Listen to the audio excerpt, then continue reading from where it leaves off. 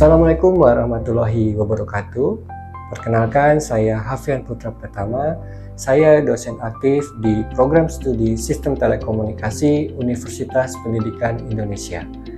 Dalam proses pembelajaran ini, ada 3 komponen meliputi yang pertama, delivery, yaitu bagaimana penyampaian materi menggunakan media pembelajaran yang mendukung, seperti salah satunya laptop yang telah terinstall program untuk melakukan praktikum coding dan pemrograman.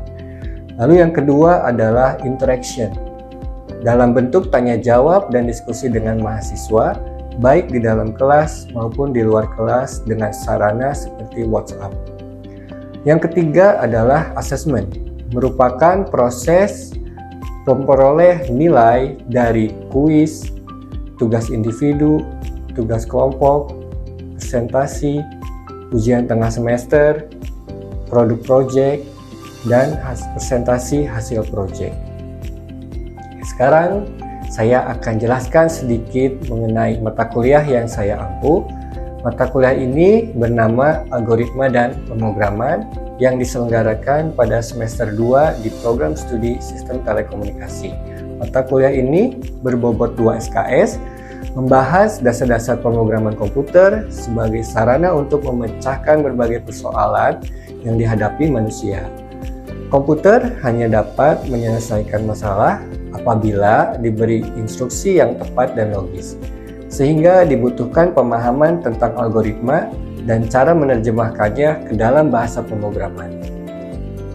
Adapun capaian pembelajaran mata kuliah ini meliputi: pertama, mahasiswa mampu memahami konsep tentang algoritma. Yang kedua, mahasiswa mampu memahami konsep dasar pemrograman. Yang ketiga, mahasiswa mampu memahami konsep penggunaan struktur data array. Yang keempat, mahasiswa mampu memahami konsep modularity dengan fungsi dan prosedur. Yang kelima, mahasiswa mampu membuat solusi melalui pemrograman sederhana. Adapun materi pembelajaran turunan dari CPMK tersebut antara lain: yang pertama, bahasa algoritmik melalui bentuk flowchart. Yang kedua, bentuk runtunan, pengulangan, pemilihan pada algoritma. Yang ketiga, konsep array dan struktur data. Yang keempat, konsep modularity melalui fungsi. Yang kelima, dasar-dasar pemrograman Python. Ada daftar referensi yang digunakan pada mata kuliah ini. Yang pertama, buku cetak karangan saya sendiri yang berjudul Algoritma dan Pemrograman Python. Lalu ada buku karangan Alain B. Downes yang berjudul Think Python. Sekarang, mari kita simak video pembelajaran di kelas berikut pada pertemuan 7 yang membahas tentang konsep array dan struktur data. Selamat menyaksikan. Pagi semuanya. Oke, Assalamualaikum warahmatullahi wabarakatuh. Ya. Oke, kita kembali lagi minggu ini di pertemuan perkuliahan mata kuliah algoritma dan pemrograman ya. Pada pertemuan kali ini kita akan mengeksplor yaitu salah satu bagian dari pemrograman ya, yaitu tentang larik. Ada yang pernah dengar larik nggak? Larik itu sama dengan array nggak, Pak? Iya, sama. Jadi di Indonesia kan itu larik ya, jadi bukan lirik lagu ya, tapi larik ya. Nah, program itu dibuatkan untuk membantu manusia ya. Jadi sesuatu yang dilakukan manusia secara manual, apabila jumlahnya banyak gitu ya, dilakukan secara terus-menerus, itu akan membuat manusianya kelelahan atau capek gitu ya. Makanya kita bisa membuat suatu program. Nah, jadi program ini nanti akan membantu kita untuk menyelesaikan masalah yang berulang-ulang, banyak datanya gitu. Nah, pertanyaannya sekarang, bagaimana sebuah program itu dapat menyelesaikan suatu masalah yang besar, seperti contoh untuk menghitung rata-rata umur seluruh populasi di Indonesia misalkan. Itu kan sangat banyak ya. Kalau kita hitung manual menggunakan kalkulator kan bisa aja kan manusia menggunakan alat hitung itu, tapi akan memerlukan waktu yang sangat lama, merepotkan, dan akan terjadi kesalahan. Makanya di sini program bisa membantu aktivitas manusia untuk menyelesaikan masalah yang tadi saya contohkan. Nah, kalian pernah berpikir nggak gimana sih program itu bisa menyimpan data yang sangat banyak? Nah, di pertemuan-pertemuan sebelumnya kalian mungkin udah pernah dikenalkan namanya variabel ya. Masih ada yang ingat nggak variabel? Ya, nah variabel itu kan sebuah tempat penyimpanan data ya, tapi itu tunggal kan, hanya satu. Kita bisa pakai itu, cuman kalau datanya sangat banyak, itu tentu kita sangat repot untuk mendefinisikan banyak data. Nah, makanya ada konsep namanya array gitu. Array ini adalah seperti variabel, tapi digunakan untuk satu tipe saja gitu. Apa yang tipe data apa yang kalian kenal? Numerik. Terus apa lagi?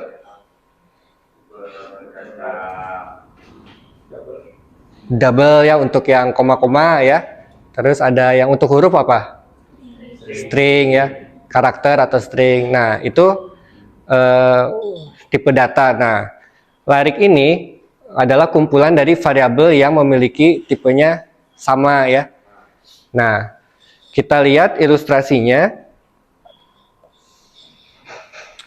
Ilustrasi array itu ibaratnya locker ya, atau kamar, atau kalian bisa visualkan apapun sebetulnya. Yang penting dia tuh punya nomor indeks. Jadi urutan yang mengidentifikasikan unik pada bagian itu. Contoh di sini saya ilustrasikan sebuah locker ya. Lockernya unik nih. Kalau kita mau cari barang di locker ke-21, kita kan tinggal lihat ininya ya, indeks nomornya gitu. Nah, kalau di array namanya indeks itu tuh. Nah, ini ilustrasinya seperti ini. Jadi kalau kita nyimpen data di array, berarti kita menempatkan data tersebut di dalam suatu wadah yang mempunyai indeks gitu. Nah, kemudian kalau kita aplikasikan di dunia nyata nih. Contoh kita mau menyelesaikan problem jarak antar kota A, B, C, dan D misalkan ya. Jadi di antara kota tersebut kan ada jarak ya, ada jalan provinsinya gitu ya, yang memiliki panjang tertentu. Nah, di sini secara konseptual kita bisa gambarkan menggunakan teori graf kan.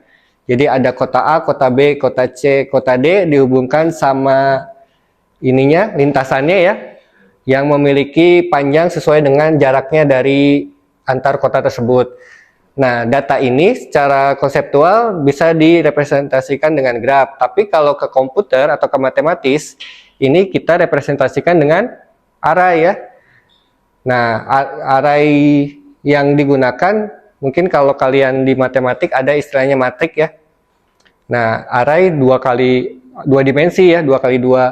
Jadi di sini kota A misalkan kita abstraksikan menjadi 0, kota B 1, kota C 2, kota D 3. Nah, kenapa 0? Ya, nah ini juga yang perlu kalian pahami ya, bahwa array itu nomornya selalu dimulai dari 0, sehingga 0 ini adalah kita pilih sebagai urutan yang pertama. Nah, kita representasikan jadi matriks 2 dimensi atau array 2 dimensi ya, 0, 1, 2, 3. 0 ini untuk mewakili kota A ya. Makanya jaraknya dari kota A ke kota A kan nggak ada jarak ya, 0, makanya 0. Kota A ke B 10, nah isikan di sini 10. Terus kota A ke B gitu 15, diisi 15. Ini kan matrik ya, di matematika mungkin kalian udah kenal. Nah, tapi secara memori di komputer itu sebetulnya jadi satu dimensi ya, jadi array. Ini alamatnya data yang ini tuh data matriks 00 itu disimpan di alamatnya di 100, di 104 sesuai dengan visualisasi yang saya contohkan tadi, lemari locker ya. Nah, ini di memori itu disimpannya seperti ini urutannya gitu.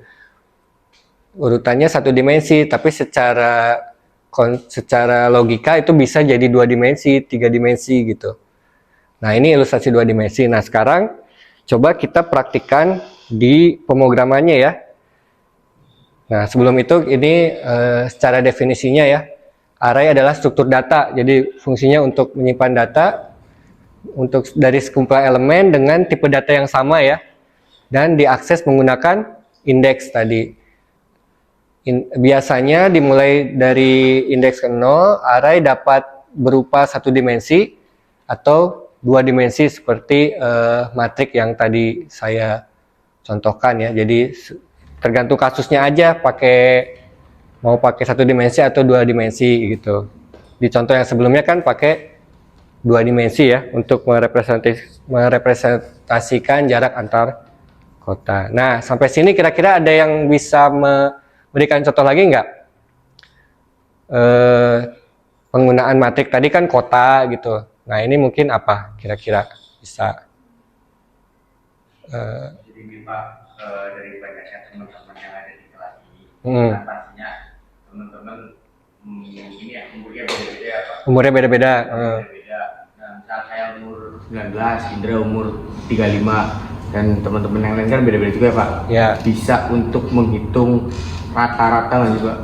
Rata-rata, oh iya itu. Rata-rata semua umur dari teman-teman yang ada di kelas ini. Betul ya, bisa menghitung rata-rata. Misal kalau yang diambil cewek ini saja, teman-teman cewek, berapa sih rata-rata perbedaan umur teman-teman cewek di sini sama yang cowok di sini?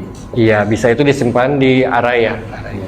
Lalu mungkin kalau kalian suka bola ya, mungkin ada ini kan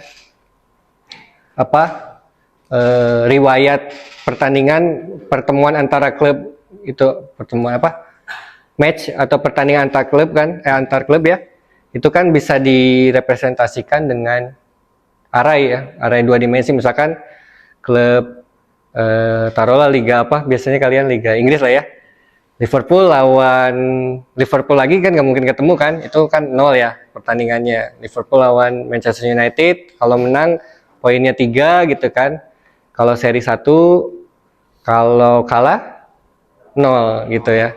Itu bisa direpresentasikan dengan matrik. Nah, kira-kira itu ya. Nah, sekarang kita coba buat nih. Kita coba programming menggunakan bahasa pemrograman Python ya. Jadi kalian silakan coba buka Google Colab. Ya, Google Colab.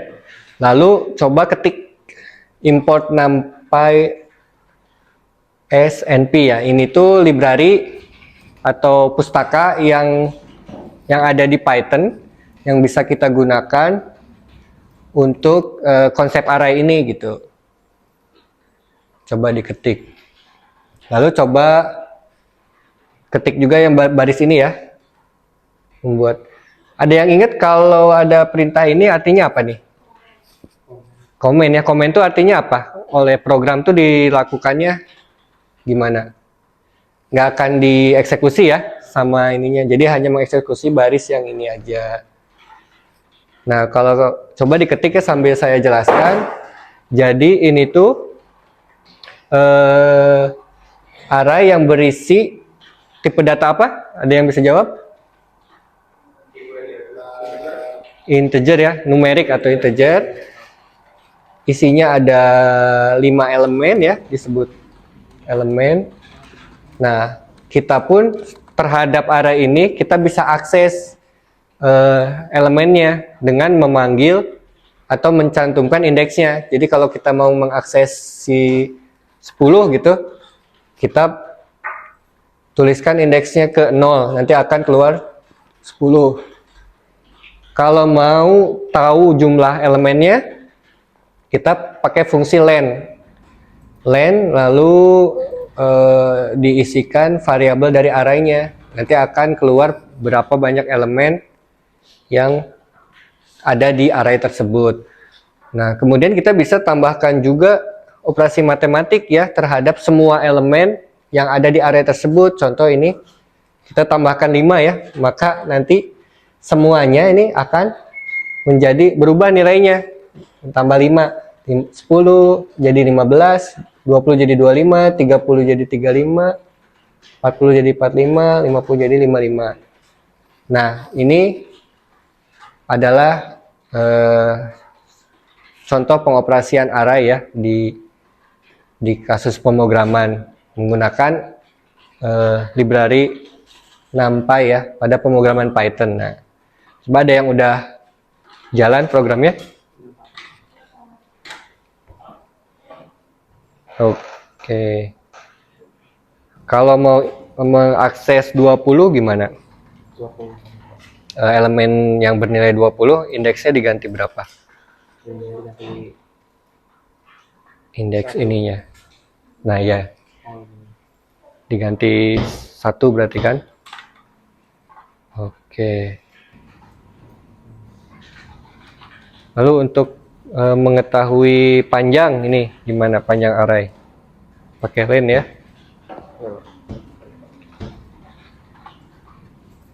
Pakai len.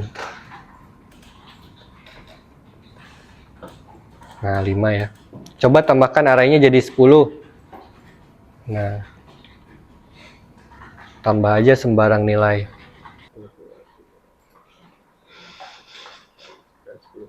Oke, sekarang akses elemen yang ke-9 misalkan.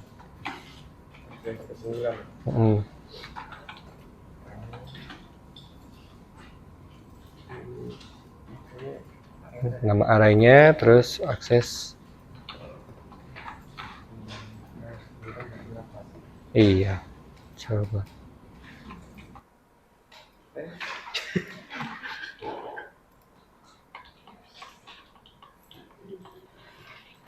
Indeksnya 8.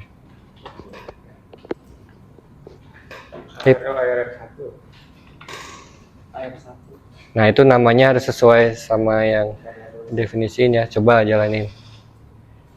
Oke, keluar ya 5 ya. Betul. Oke.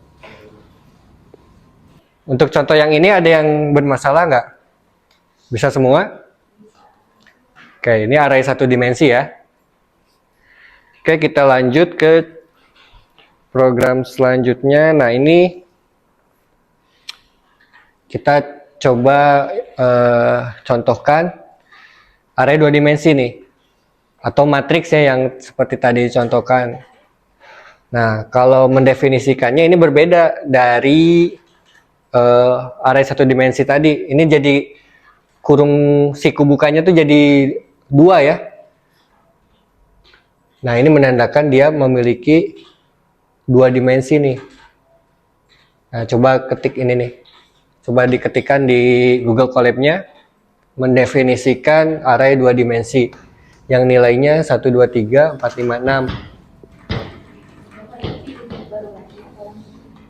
Itu di bawahnya aja. Di bawahnya aja.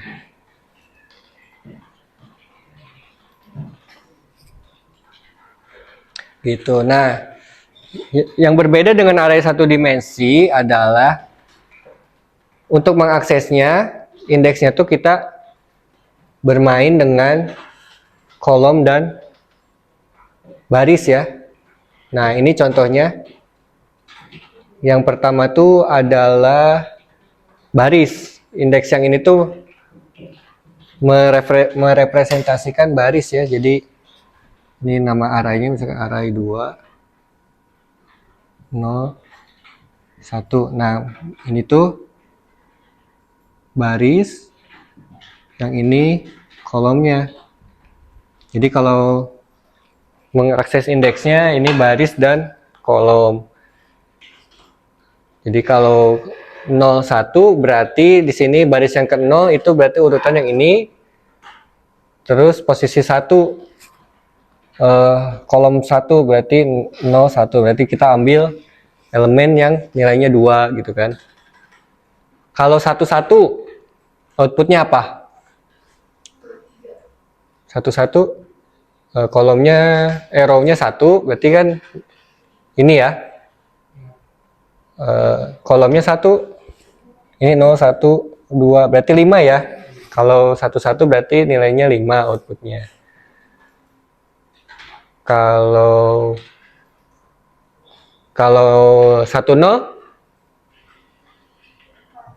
4 ya. Nah, lalu ada salah satu operasi di array 2 dimensi ini adalah dot shape ya.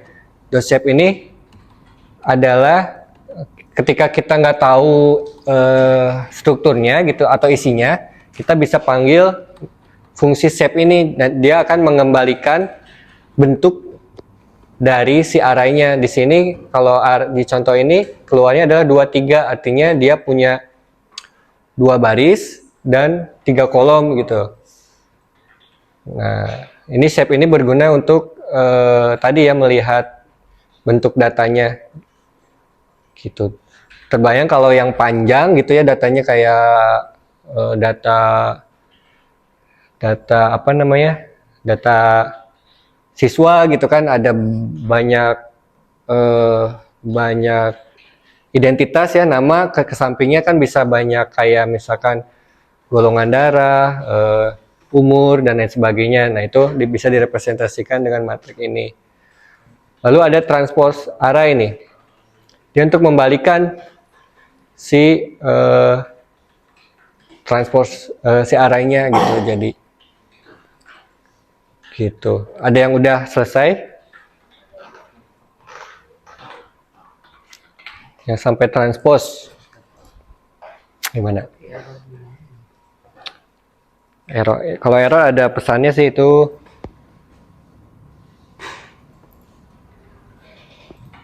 array 2-nya belum ke definisi. Kayak print to.shape.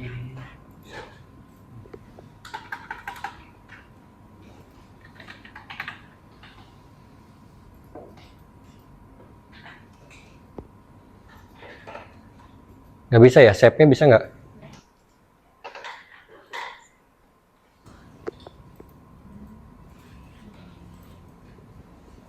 Ini bisa ya, siap.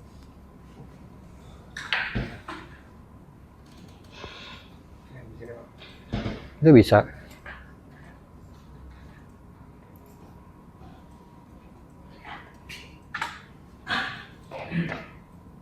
Kayaknya bentuk ininya salah deh. 1, 2, 3.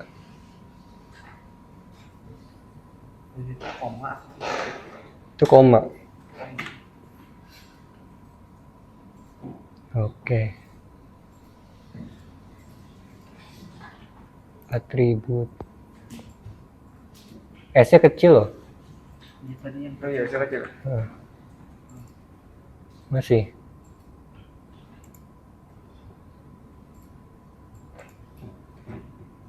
List object has no attribute. Oh, ininya definisinya belum ada np.array-nya nih. Ya nggak? ARR2 sama dengan np.array. Udah berhasil? Oke. Sip.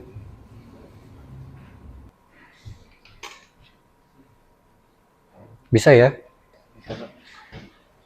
Oke, bisa. Sip. Ada yang error? Oke, bisa ya? Oke, selanjutnya. Nah, ini contoh penerapannya, misalkan kita mau mendefinisikan array dari angka-angka yang genap antara 2 sampai 20 ya. Ya, mudah ya. Seperti yang sebelum-sebelumnya aja, tapi variabelnya kita beri nama genap supaya memaknai artinya gitu. Variabel itu harus bermakna sesuai dengan tujuannya kan. Di sini karena kita mau menyimpan angka genap, jadi kita variabel array-nya kita beri nama genap 2, 4, 6, 8, 10, 12 dan selanjutnya ya.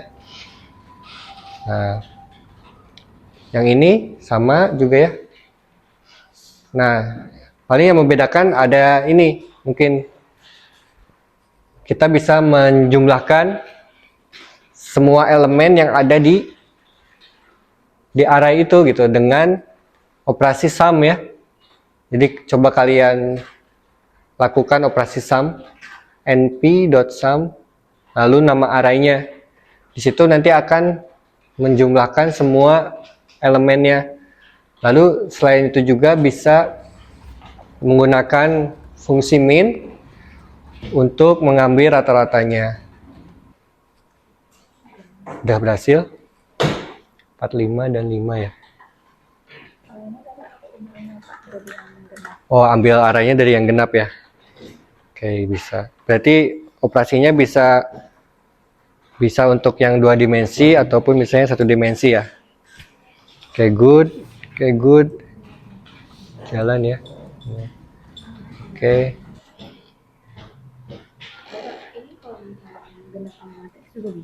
Bisa ya.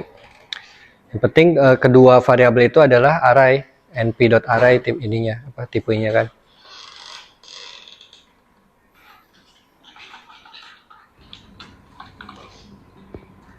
Oke, gampang kan ya? Array udah kebayang kan untuk nyimpen data gitu. Nah, untuk menguji pemahaman kalian, silakan coba jawab pertanyaan kuisis berikut ya.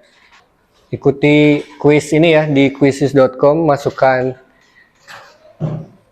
masukkan kodenya.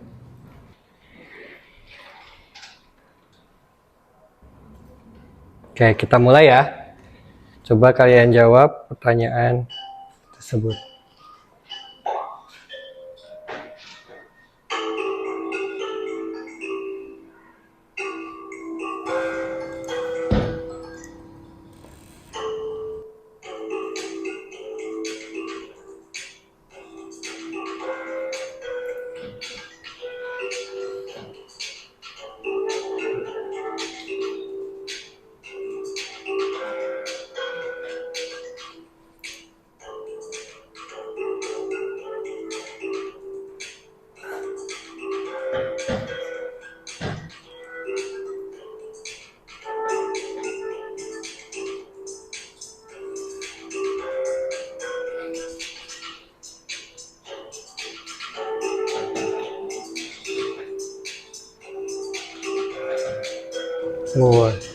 Banyak yang dapat nilai sempurna ya.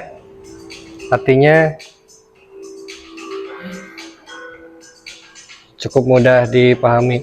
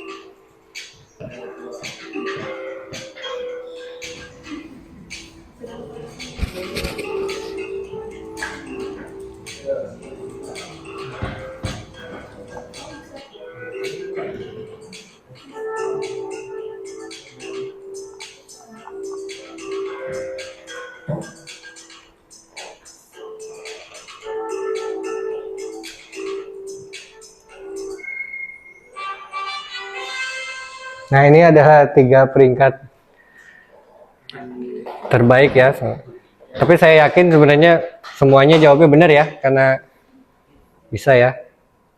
92%. Oke, itu saja mungkin untuk pertemuan di minggu ini mengenai larik ya. Kita akan sambung lagi ke materi selanjutnya di minggu depan ya. Terima kasih atas kehadirannya. Saya ucapkan wassalamualaikum warahmatullahi wabarakatuh. Oke. Ya, itu tadi video pembelajaran di kelas yang telah kita saksikan. Terima kasih.